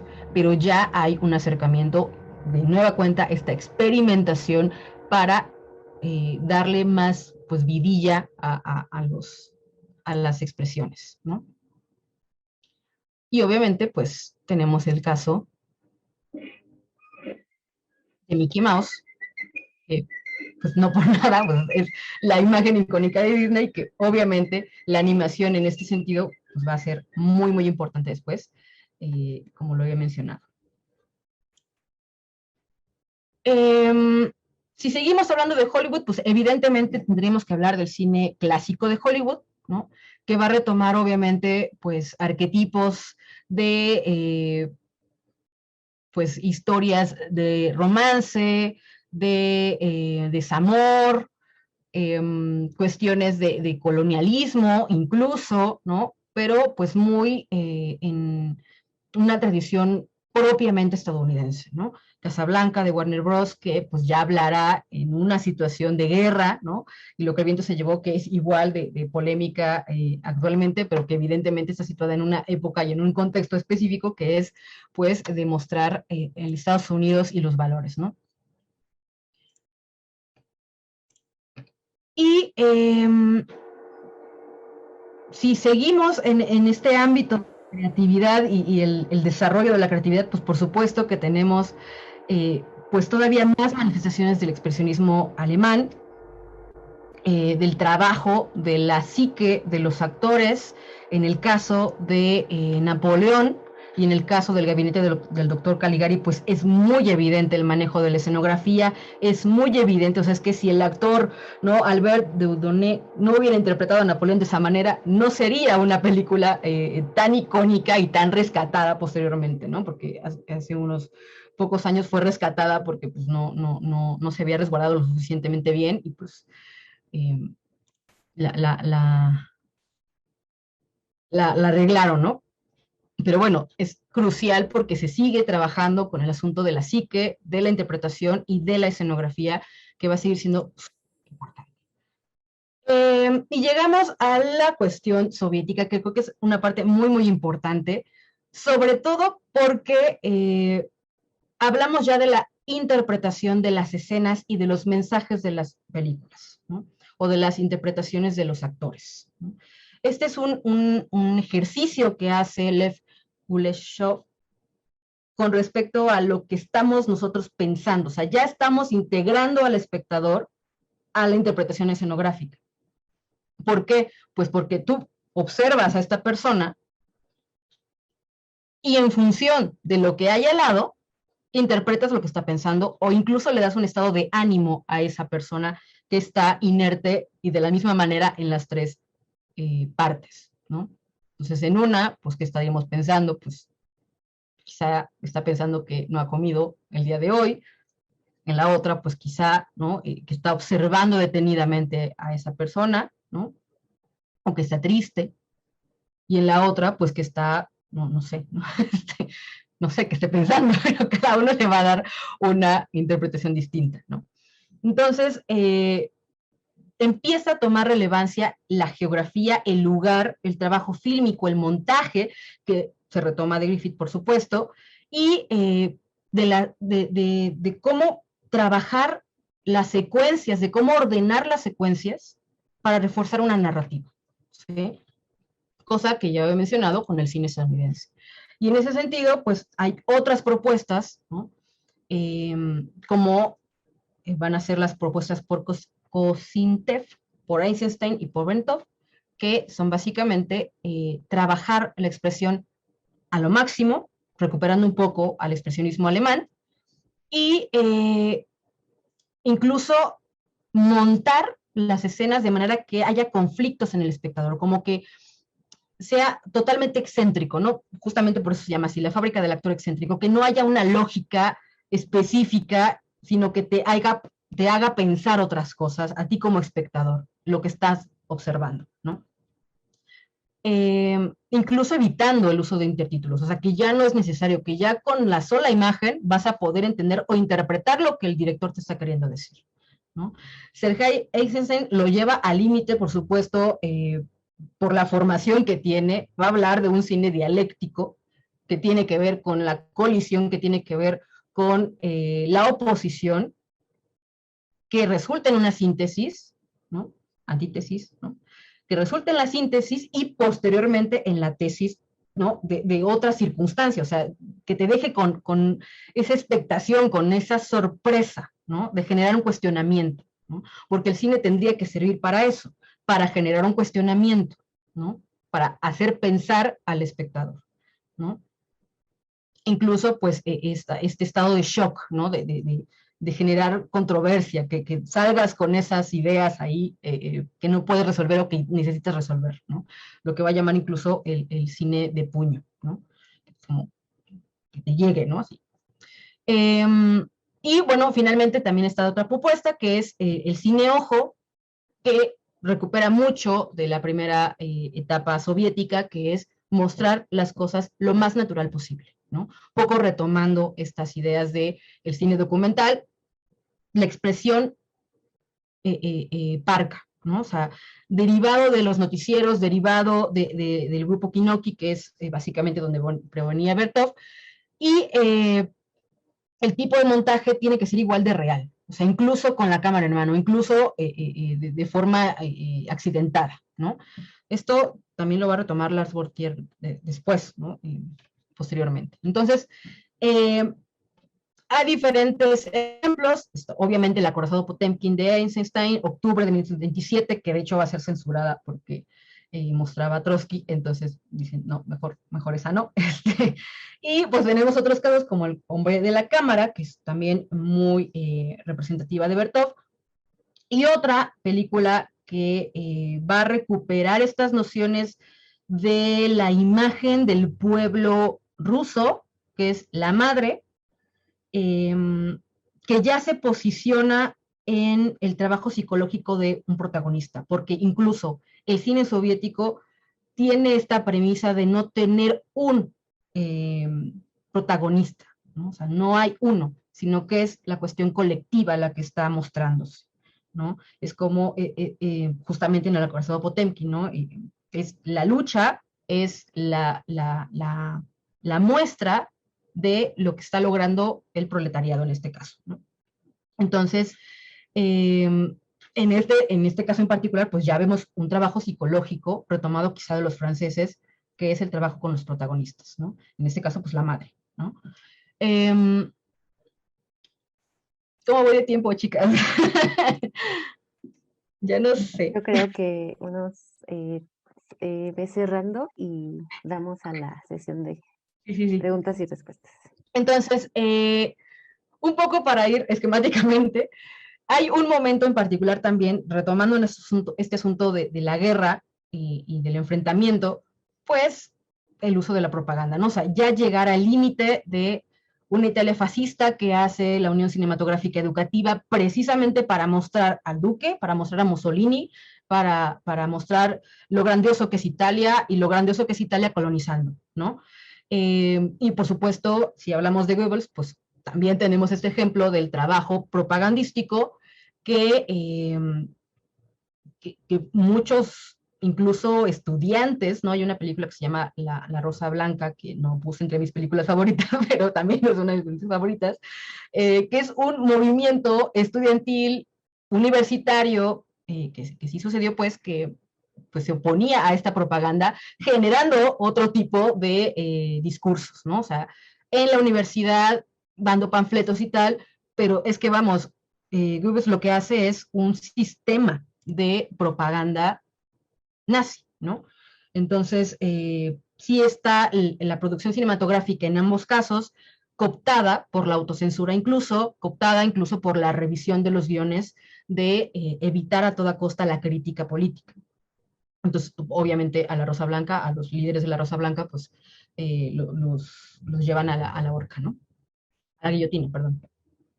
Entonces, si hablamos de un momento de guerra, si hablamos de un momento de conflicto, pues el cine también puede generarnos, inconsciente o conscientemente, vamos, es una caricatura muy curiosa, ¿no? Que se llama Meet King Young, que es de 1949, producida por MGM, que habla pues justamente de las bondades del capitalismo, ¿no? Y habla obviamente de la imagen del trabajador, de lo que es el trabajador en Estados Unidos, la diferencia del trabajador de China, la diferencia del trabajador de otros lugares, y pues la bonanza económica que genera el sistema político que tiene Estados Unidos, ¿no? Entonces, en un momento en el cual pues está en plena guerra, ¿no? Iniciando la Guerra Fría, pues evidentemente este tipo de discursos van a ser muy solicitados y muy bien pagados, ¿no? Sobre todo. Y es así cuando llegamos a estas ya propuestas más puntuales, que después de la Segunda Guerra Mundial, en un momento de guerra, en un momento de Guerra Fría, en un momento de enfrentamientos ideológicos, pues también van a dar muchísimo de qué hablar. El surrealismo en particular va a decir, a mí no me interesa nada, ni la lógica, ni la narrativa, ni el orden de las secuencias. Yo lo que quiero es mostrar la cuestión psíquica, ¿no? Del psicoanálisis, de los sueños, de la interpretación, incluso no hay un orden temporal, ¿no? Caso particular de un perro andaluz, ¿no? Y no se especifica, ¿no? A dónde vamos, ni nada, es totalmente la interpretación. Los temas incluso tienen que ver con el cuestionamiento, tienen que ver con debatir los estándares sociales, y obviamente pues es un tipo de cine muy controversial, muy criticado. Sabemos claramente que Los Olvidados de Luis Buñuel pues va a ser censurada, ¿no? Pero vamos, hay muchos otros ejemplos de cine surrealista que generan más expectación, pues que obviamente ni siquiera se rodan en México, ¿no? Entonces, tenemos otras propuestas ya del neorrealismo, en un contexto en el cual la guerra y la militancia política también integra a los directores, en el caso de Pasolini, por ejemplo, en el caso de Visconti, por ejemplo. Entonces, ¿qué quieren mostrar los neorrealistas? ¿Qué quieren mostrar? Pues quieren mostrar justamente esa necesidad de criticar lo que están observando en la realidad, ¿no? Pasolini se va muy al extremo también, tiene películas muy, muy controversiales, y se entendería en este caso el cine como un campo de batalla, ¿no? Como diría Enzo Traverso en su libro, ¿no? Cuando habla de la historia como el campo de batalla, bueno, el cine también, ¿no? En el cual pues la imagen puede reforzar esa exigencia y evidenciar injusticias, y mostrar la crudeza, y mostrar la guerra, y mostrar los resultados de la guerra, y obviamente pues la grabación incluso puede hacerse con cámara en mano. Un concepto que yo había mencionado, que también lo va a manejar el movimiento Dogma, que es mostrar la realidad cruda, triste, soez, terrible, ¿no? Entonces, el neorrealismo tiene que ver con un objetivo artístico, sí, pero también concientizador, ¿no? O sea, de generar una idea irónica, desafiante, ¿no? Incluso, y también es un recurso que se empieza a trabajar, que es trabajar con voluntarios, no necesariamente actores. Hay una película que se llama Tiempos de Gitanos, que es de la antigua Yugoslavia, me parece, y que trabaja con una población gitana, ¿no? Es una película experimental, o sea, se cataloga como película experimental, pero es muy interesante porque realmente sí trabajó con voluntarios, o sea, llegó y dijo, quiero rodar acá esta historia, ¿quién quiere, no? Entonces hay pues una intención, ¿no? De mostrar la realidad, e incluso de trabajar con gente que realmente no tiene idea de lo que es la interpretación, y es ella misma, ¿no? Entonces, ejemplos: Ladrón de bicicleta, Paisá o Camarada, La tierra tiembla, ¿no? Y otras más de Pasolini. Tenemos también, obviamente, el cine negro, que va a retomar la imagen de la ciudad, ¿no? Lo citadino, la femme fatale, historias trágicas, quizá de aquí proviene la idea de que en la noche pasa todo lo malo, ¿no? Donde ya no hay inocencia, donde está la muerte en la esquina, ¿no? La maldad, vamos, la vida cruel, ¿no? Contradictoria, ¿no? Con desgracias. Retomada, ¿no? El cine negro retomado de, pues por ejemplo, la propuesta de Jean-Luc Godard, ¿no? Que también se incorpora a un movimiento ahí en el 68 para evitar que se lleven a cabo el Festival de Cannes. Y dice, pues es que nos podemos estar así aquí viendo películas y están allá, ¿no? Los obreros en huelga, ¿no? Pues también tiene que ver con la posición, ¿no? Del director, la posición de la historia que quiere narrar, y de hecho, pues lo que hace la novela es continuar con la necesidad de mostrar lo humano, ¿no? Las locaciones naturales, la luz natural, incluso retomar aspectos como la ruptura, ¿no? El jump cut, que es una ruptura evidente, o sea, en la secuencia se rompe específicamente para dar quizá como más importancia a ese momento, a esa escena, ¿no? El plano secuencia, que pues se va a retomar también por esta corriente, que es secuencias largas, ¿no? De no tratar de no cortar, ¿no? La escena, y obviamente pues entiende al autor, al escritor, al guionista, al productor, incluso al director, como los escritores de las historias, ¿no? O sea, personajes y vidas que se quiebran, que son reales, pero que están dentro de una idea que ya es del director mismo, ¿no? Y a partir de estas corrientes que son como muy esquemáticas, obviamente no son todas, tenemos como casos más específicos que ya nos dan, ¿no? Pues otro panorama, que es ya, pues vamos a llamarle cine de autor, ¿no? Obviamente Akira Kurosawa, que va a retomar muchísimo del cine estadounidense, pero que en un momento de tensión en Japón, pues evidentemente le da otra interpretación, y es este vaivén entre la guerra, la posguerra, la modernidad, la tradición, ¿no? Y que es algo que caracteriza todavía al cine japonés, ¿no? El séptimo sello, por supuesto, que es el manejo de lo simbólico, que aquí pues es retomar las corrientes o las propuestas del cine anterior y llevarlo al extremo, ¿no? Hablar de la psicología, de la verdad, de lo onírico, de la naturaleza, del dolor, de la angustia, y no concentrarnos solamente en lo que se está mostrando, sino en la interpretación, en el símbolo, en los símbolos que se están manejando en la película. Y obviamente, pues tenemos el caso de Hitchcock, ¿no? Psicosis, de 1960, donde, retomando mucho del expresionismo alemán, pues se va a la parte de el cine puro, ¿no? Retomar los orígenes. No necesitamos tanto diálogo, no necesitamos tanta imagen, necesitamos expresión, necesitamos emociones, y por supuesto ese es el origen del suspenso, ¿no? Del terror, que es básicamente, no necesitas demasiado diálogo si las expresiones son claras, nítidas y evidentes, ¿no? Y llegamos así al nuevo cine de Hollywood, que pues ya tiene que ver con estas otras propuestas que también se van a tratar de deslindar de las compañías cinematográficas, algunos más que otros, unos van a seguir colaborando, pero haciendo otro tipo de películas aparte, ¿no? Como ya más independientes. Pues ya hablamos de personajes excéntricos, complejos, incomprendidos, inconsistentes, no necesariamente hay un final, en algunos casos, en Scorsese, pues de pronto ¿no? Hay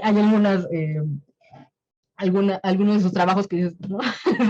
y te deja con esas imágenes en tu cabeza, ¿no? Obviamente la musicalización también es muy importante en ese tipo de cine, o en esas propuestas ya contemporáneas, y pues va a ocupar conductas incorrectas, ¿no? O sea, lo que no necesariamente será políticamente correcto, ¿no?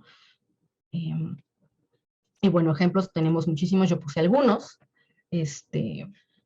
pero bueno, creo que todos tenemos ahí en el imaginario pues muchísimas más representaciones. No sé si hasta aquí hay alguna pregunta. Fue súper rápido.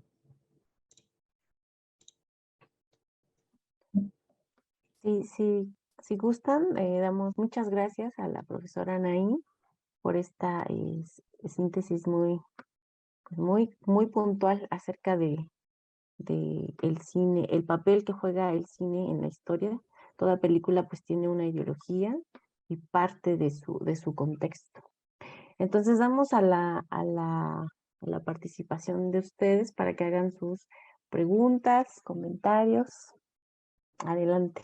Si quieren, pueden ir levantando la manita, tanto para la maestra Alejandra como para la profesora Nay. Sí, adelante Guillermo y Ernesto. Hola, buenas tardes a todos y a todas.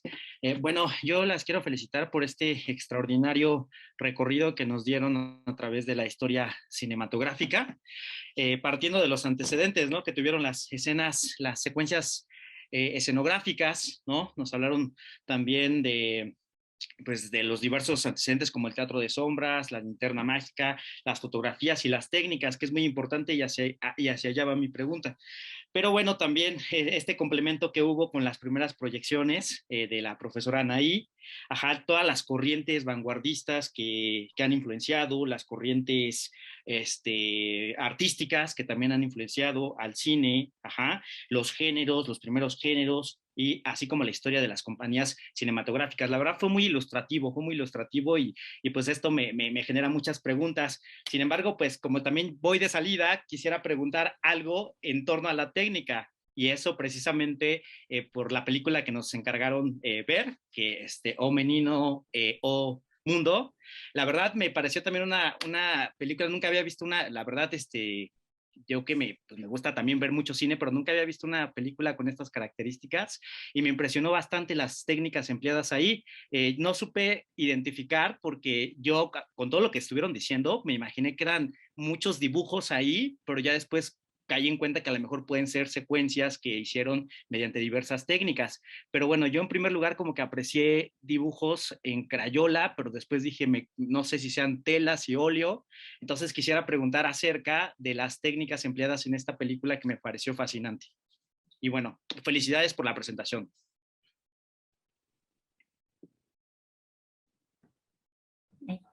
Muchas gracias. Pues mira, en la película justamente se mezclan técnicas, o sea, no es como que sea como solamente una técnica, es como mezcla de varias. Sí vamos a tener como un poco el dibujo y también un apoyo de lo que sería el recurso digital, ¿no? Entonces, digamos que también actualmente no es, bueno, muchos de los del stop motion sí son como bien puristas y casi lo único que hacen es borrar como ciertas cosas en postproducción y tatán, ¿no? Pero en cuanto a la cuestión de animación en 2D, se combinan en general como varias técnicas, ¿no? Entonces ya no es como que tenga solamente pixelación o solamente stop motion o solamente animación en 2D, que puede ser por recorte, que puede ser por dibujo, que puede ser por incorporación como de otras, de otros elementos, sino que hay combinaciones. Todo lo que vas a, o sea, lo que viste como justamente es integración en lo que sería la parte analógica, ¿no? O sea, mucho con el dibujo, como tú decías, de técnicas tradicionales, que se nota precisamente la mano, ¿no? Y hay otras partes de intervención digital, ¿no? O sea, ahí está como mezclado como las dos. Muy bien. Bueno, pues muchísimas gracias, profesoras. No, pues no hay de qué. Adelante, maestro Ernesto. Hola, pues muchas gracias a Maite y Anaí por todo este recorrido que nos dieron. Bastante interesante, definitivamente nos mostraron pues estas técnicas, como mencionaba también Guillermo hace un momento. Y bueno, todo este recorrido histórico por las vanguardias, por el contexto en el que se ubicaban las películas, o sea, finalmente es como bastante importante. Ahora, Anaí mencionó algo que justamente es hacia donde va mi pregunta. O sea, en las películas que ustedes que mencionaste ahorita, Anaí, todas responden a un contexto histórico, a un contexto de lo que estaba ocurriendo, de lo que estaba pasando en cuanto a la política, en cuanto a lo social, en cuanto a lo cultural, e incluso también en cuanto a las vanguardias que se iban incorporando al tipo de cine que se estaba generando. ¿Hasta qué punto, por ejemplo, la polémica que existe en la actualidad respecto a lo que el viento se llevó, que también mencionaste, es también injusta, pues que estamos evaluando con unos parámetros de 2021 una película que se produjo en 1939 con un contexto muy particular y donde definitivamente no están insertos todos estos valores de equidad, de no discriminación, de no racismo, bueno, que finalmente, qué tan importante es que se pudieran considerar esos contextos al momento de ver una película, por ejemplo, con los alumnos, de que no lo vean con los ojos actuales, sino que responden a un momento histórico. No sé cuál sería la opinión o lo que pudieran comentarnos. Pues justo sería sumamente importante. O sea, es que antes de ver una película de este tipo, o sea, bueno, incluso una actual, porque tendríamos que considerar, creo que lo comentábamos al inicio del seminario, en la primera sesión, decíamos que es sumamente importante contextualizar, o sea, ¿quién la hizo? ¿Cuándo se hizo? ¿Por qué se hizo? Por eso yo mencionaba también el asunto de las compañías, ¿no? ¿Quién pagó para hacer esa película? ¿No? Porque a veces decimos, sí, es que es un autor que pues tiene estas corrientes o esta técnica o este estilo, pero si fue pagado por alguien más para que diga algo en específico, pues ahí ya estamos, ¿no? Sesgados, ¿no? Entonces, me parece que es muy, muy importante primero contextualizar en qué momento se hizo una película, cuáles son los valores, y porque finalmente no solamente nos va a dar una idea de la película, o sea, o del mensaje en el que se hizo, en el mensaje que está dando la película que estamos viendo, sino cómo es la sociedad en la cual se inserta esa película, ¿no? Y quizá ahí sí podríamos hacer un debate más fructífero, más crítico, ¿no? Y no caer en este otro peligro que yo considero otro peligro, que es el de la eliminación, ¿no? Entonces ya no la vemos, ya mejor la quitamos, mejor la borramos, ¿no? Y nos quedaríamos como sin esa parte en la cual entenderíamos la sociedad de 1930, ¿no? ¿Por qué en 1930 o por qué en 1920 se sigue hablando de esos temas? Cuando ya en 1915, me parece, no me acuerdo bien, la película esta de Griffith fue sumamente polémica por lo mismo, ¿no? Por poner al Ku Klux Klan en la película, ¿no? Ya se había debatido al respecto. ¿Y por qué volvemos con el tema de 1930? Entonces, ¿qué está sucediendo? Ahí sí, la película nos daría para mucha más crítica y mucho más debate, que simplemente decir, mejor no hablemos del tema, ¿no? Quizás es lo más sencillo, porque no nos meteríamos en tantos problemas. Pero creo que es muy, muy importante. O sea, justamente entendiendo tu pregunta, sería sumamente importante contextualizar cuándo se hizo, por qué se hizo, qué nos está diciendo del autor o de los autores o del momento y de la sociedad en la que se inserta. Ok, muchas gracias. No, a ti. Sí, maestra Eurídice. Sí, muchas gracias. Pues bueno, primero felicitarlas, maestras, porque de verdad, pues sí se queda uno con ganas de más, ¿no? La verdad es que su entusiasmo, su conocimiento bueno, a mí me emocionan y la forma en que lo expresan también. Y bueno, quería preguntarte, Maite, me llamó mucho la atención la última parte que mencionaba sobre cómo se llama esta técnica o esta forma en la que, pues, las personas, decías que hacen un movimiento y se toman la foto, ¿no? Entonces, es como regresar, ¿no? Un poco, me llamó mucho la atención, no sabía que había esa otra forma. Y bueno, me gustaría como ver un poco sobre eso, pero si no alcancé a cachar cómo se llama y como algún ejemplo que pudiéramos ver. Me llama mucho la atención cómo, o sea, se regresa como al dibujo al inicial, ¿no? Cuadro por cuadro, pero en lugar de que con dibujos, ahora como actuándolo, ¿no? Entonces, si no entendí mal. Sí, pues justo, ¿no? O sea, tienen como esta característica de que, bueno, toda esta cuestión como del cine pues viene de fotogramas, ¿no? O sea, fotogramas que precisamente al ser como pasados con cierta velocidad provocan esta ilusión del movimiento. Entonces, la pixilación se llama pixilación, o sea, es como el mismo bien. principio del stop motion, ¿no? O sea, porque el stop motion les digo que son, o sea, básicamente significa movimiento detenido, ¿no? Entonces, todo en realidad sería como stop motion, pero se le llama como más hacia esta cuestión de los objetos, ¿no? O sea, de algo que podemos tocar como tridimensional, ¿no? Entonces, es como ir fotografiando como un objeto en diferentes etapas de movimiento. De hecho, o sea, digamos, actualmente puedes hacer como GIFs o puedes hacer varias cosas con el celular. Con el celular se pueden hacer un montón de cosas. Con pocos, no con una duración de 24 cuadros por segundo, o sea, puedes utilizar desde unos 10 cuadros por segundo, se ve súper bien, como la fluidez. Nada más considerar pues que el movimiento no sea como de repente, como muy brusco, porque si no parece que aparece y desaparecen las cosas. Entonces, con las personas es como lo mismo, ¿no? O sea, tú vas como actuando como en movimiento, pero o sea, te tienes que quedar como quietecito para que te tomen la foto, te la toman y luego avanzas, ¿no? Y luego te la toman y avanzas.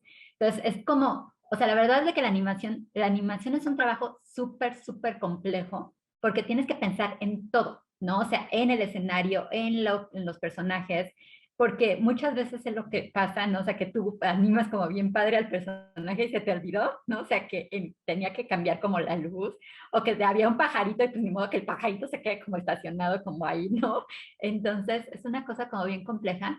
Entonces, no sé si les dé tiempo para que veamos, son como 7 minutos, me parece, no sé cuántos, del cortometraje que les decía, está chiquitito, de ese Saramella, de Pablo Saramella, de Luminaris, que es en pixilación. Sí tiene unas cosas en stop motion porque se combina stop motion con pixilación, o sea, como esta cuestión de los objetos.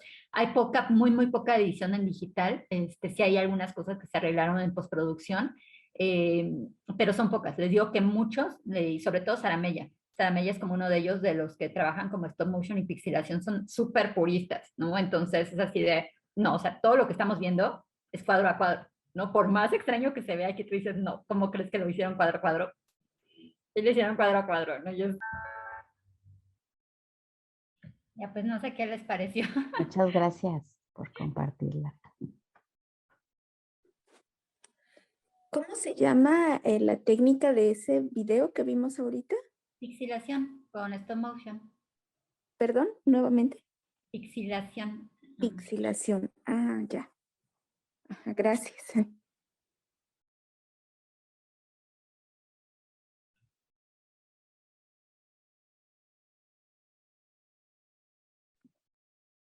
Sí, pues muchas gracias, Maite.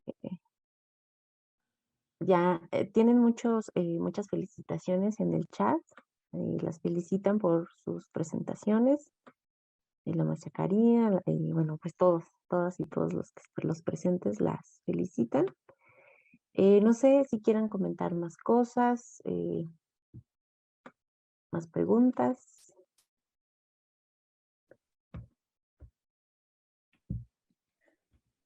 Yo quisiera comentar algo, Erika. Sí, claro que sí, maestra.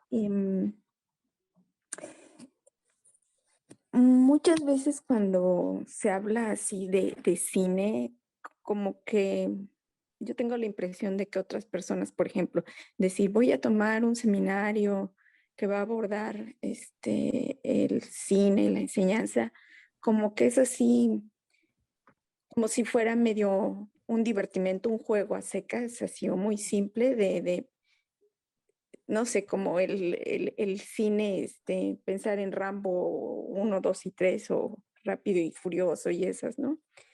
Y no, o sea, por ejemplo, con todo lo que ustedes ahorita expusieron, bueno, uno, la evolución para poder llevar a cabo las filmaciones, pero en el caso también de lo que comentaba Anaí, de toda el pensamiento, los movimientos ideológicos, cómo se reflejan, es súper importante tener claro cómo el cine también ha jugado un papel muy importante en la transmisión de los parámetros sociales de la cultura.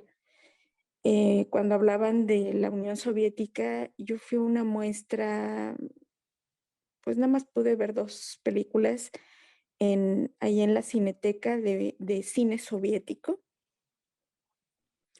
Sí, como de los años, yo creo que 50, y evidentemente era una historia, pues de personas del campo, pero sí era un enaltecer como el trabajo. Era muy, muy notorio el manejo que tenían, como que incluso yo diría que la historia pasaba a un segundo plano. El primer plano era mostrar que estaban organizados, que todos estaban contentos, que todos trabajaban para un fin común, cómo cantaban en el campo, cómo iban caminando, cantando. Sí, entonces a lo que voy es que sí ha jugado un rol importantísimo lo de Goebbels en el nazismo. Y aquí mismo en México, ¿no? Con todo el cine de oro mexicano tan controlado, ¿no? Tan limitado. Hay personas que en ocasiones opinan que, bueno, después del cine de oro, así, el cine mexicano cayó, pero yo creo que si observamos muchas de las películas que vinieron después, en la década de los 70, por ejemplo, de lo que hablan es de críticas sociales. Y creo que eso era lo que no gustaba, porque estábamos acostumbrados en el cine de oro a que todo era romántico, cantado, bonito, se casaban y y se besaban al final, Tintán y quien fuera, que por cierto me gustan mucho las películas de Tintán, pero lo que viene después, Canoa, Las Poquianchis, El Apando, pues, lo que muestran son realidades. Y eso, pues para muchos se acabó el cine de oro, ¿no? Pero yo diría que vino el cine, pues con otra mirada, muy fuerte, y vale la pena mucho retomar ese cine de esa época con la mirada que ahora tenemos. Bueno, ese era mi comentario. Gracias. Sí, muchas gracias, maestra Elsa. Muchas gracias, maestra Erika y maestra Elsa. Sí, justamente como lo menciona, creo que te faltaría también otra sesión para el cine para el cine mexicano, porque es otro proceso muy complejo, cine mexicano y latinoamericano, de hecho, sí. ¿no? Donde se insertaría la película que vieron para la sesión de hoy, que sí son procesos distintos y obedecen, en el caso del cine brasileño, por ejemplo, el cambio rotundo es después de la dictadura en los 60, ¿no? Entonces ahí es cuando se ve la necesidad o la búsqueda de deslindarse de las subvenciones del Estado, porque si el Estado no pagaba, pues no se hacía, ¿no? Entonces, también tiene mucho que ver con esa parte del control, ¿no? Y de la censura, que en México tiene su tiene sus peculiaridades, pero que se inserta pues más en el transcurso de la historia latinoamericana, ¿no? De las dictaduras, de los movimientos sociales, vamos, de los problemas políticos que acontecen en Latinoamérica, ¿no? Que son distintos. Pero sí, creo que faltaría otra sesión para eso. Quizá en el siguiente seminario. En el siguiente ciclo, puede ser. Muchas gracias. Vamos a eso. Gracias. Maestra Laura, por favor.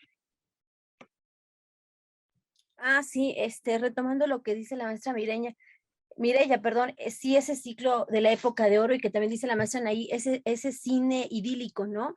Del campo y de todo, y luego viene también de las películas que mencionaba la maestra, Lugar sin Límites, que también rompe esa época de los 60s, ¿no? Hasta ya toda la evolución que tiene con el famoso cine de las ficheras, ¿no? Que para algunos buenos, para algunos malos, pero hay ciertos estereotipos que se plantean, y luego ya viene lo que se llama la nueva época del cine mexicano, ¿no? Que creo que empieza con Solo con tu pareja, si no me falla la memoria, como en los 90s, y de ahí se empieza a desprender toda esa parte, ¿no? Pero sí, el cine mexicano merecería, como dice la maestra Anaí, otra sesión, porque también es muy, muy importante cómo educa en su momento, ¿no? Que el cine ha sido educador, y si hoy uno lo ve a la distancia, ahí se ve moral, se ve religión, se ve historia, se ve moda. Yo adoro esa época del cine, y cuando me dicen, oye, esa película, como ¿de qué año será? Pues nada más basta ver la moda, por ejemplo, hasta el tipo de palabras, ¿no? El lenguaje. Eso también es una parte importante. Yo les digo, pues ha de ser como de los 40, de los 30, o es de los 50, 60, porque la moda, esto, lo otro, ¿no? Entonces, ese también lenguaje cinematográfico que uno va adquiriendo al estar en contacto con las películas. Pero sí, yo creo que el cine de la época de oro también merecería una revisión, porque da mucho. Y hoy películas que se pueden retomar, ¿no? Para enseñar muchas cosas, ¿no? Hay una película que a veces les dejo ver a mis alumnos, Una familia de tantas, de Fernando Soler, ¿no? De esa moral que se tenía para la educación de los hijos, ¿no? Entonces creo que sí, el cine nos ayuda siempre en muchos sentidos, el mexicano, que ha aportado mucho, y bueno, el extranjero también. Gracias. Sí, así es, maestra Laura. Es increíble, pero ustedes lo han dicho mejor. El cine nos educa, ¿no? Y más cuando somos adolescentes nos educa. El cine es fundamental en nuestra educación. Incluso me atrevería a decir que educa sentimentalmente, ¿no? Educa cómo tener amigos, educa cómo socializar, cómo besar incluso, ¿no? Entonces, sí, el cine es una cuestión muy, muy importante. Bueno, no sé cómo andamos de tiempo, maestra Erika. Ya son las 6, pero más bien nosotros nos podemos seguir, ¿no? Pero, sí. Los maestros pueden que tengan clase. Bueno, yo había planteado algunas preguntas para discutir la película, pues que podrían quedar como reflexión de esta sesión, pues sobre todo para aprovechar la película que es, bueno, yo mencionaba que es una de mis favoritas porque simbólicamente dice mucho, y pues justo compartir esta parte, ¿no? Quizá entre nosotros, ya fuera del seminario, pues qué recuerdos o momentos de tu vida te trajo a la memoria esta película, ¿no? El niño y el mundo. ¿Qué te parece importante del argumento principal? Porque hay un argumento central que dirige toda la película y que podríamos retomar desde pues desde nuestra trinchera, desde nuestra perspectiva, desde nuestra materia, ¿no? Quizá la migración, quizá la desigualdad, quizá la infancia, cómo se ve la infancia, quizá el consumo, ¿no? Y cómo utilizarías, en este caso, esta película en tus secuencias. Entonces, quedarían esas preguntas para la reflexión. Creo que ya el tiempo nos comió un poco, pero bueno, podríamos seguir discutiendo en las siguientes sesiones. Y creo que Erika, habría que dar algunos avisos, ¿no? Para la siguiente sesión. Sí, justamente, bueno, sí, bueno, ya en Classroom está la segunda tarea. eh, em, les voy a compartir el Classroom. A ver, ahí ven sí ven mi pantalla, ¿verdad? Ok, entonces Sí. en la sesión 2 las instrucciones son las siguientes. Ver la película y un documental, Perfume de Violetas. La mayoría ya la vio, pero justamente con lo que decía Ernesto, ¿no? Ahora lo vamos a ver con otros ojos, desde este 2021, y la vamos a leer diferente, la vamos a ver diferente. Un pequeño documental de Alice Guy Blaché, la primera directora de cine, algunas lecturas, y también les compartimos material complementario. Yo les recomiendo muchísimo, si no lo han visto, este cortometraje que se llama Arcángel. Es hermoso, ese se los recomiendo. Todo, pero estoy fascinada ahorita en este momento con ese corto. Bueno, eso sería para la siguiente sesión, que va a ser si no me equivoco, el 9 de diciembre. Y bueno, eso sería todo. Tenemos manitas levantadas. Maestra Laura. Perdón, no bajé mi mano. Disculpas, disculpas. Ok. Ya, No, gracias. no sé si alguien más tenga alguna otra pregunta, algún comentario. Algo Creo que que maestro Ernesto. Sí, bueno, ya vi la tarea que dejaron. ¿Hay que hacer algo con las películas y los cortos? No, ¿O algún texto o algo así? ¿O solo verlas? sí, para la segunda sesión nada más ver y leer todo lo que puedan, ¿no? Entre más lean y vean, pues mucho mejor. Ujú. Sí. Bueno, Muchas Ok, gracias. muchas gracias. no, pues a ustedes. Muchas Muchísimas gracias. Bueno, Y bueno, nada más para cerrar, les mando una imagen del muñequito de la película que de verdad está genial. La del niño y el mundo, o sea, muy, muy padre película. Gracias por haberla puesto. no, de qué. sí, qué bueno. Sí. Qué Qué bueno, bueno que les gustó. me hace llorar siempre que la veo. Hay una sola vez que no haya llorado cuando la veo. Entonces, qué bueno que las disfrutaron. Maestra Elizabeth. Sí, bueno, ya, como dice Ernesto, ya para cerrar, de veras, muchas gracias. Nos dieron un delicioso recorrido por el cine. Su capacidad de síntesis es fabulosa. Y sí, esa película entrañable, ¿eh? De veras, muchas gracias. Y bueno, estoy disfrutando mucho lo que pues desde chiquita me enseñaron mis padres y me hicieron recordar y ay, sí, es muy emocionante. Muchas gracias. Gracias, maestra. Bueno, pues muchas gracias. Nos vemos en la siguiente sesión. Sigan viendo cine.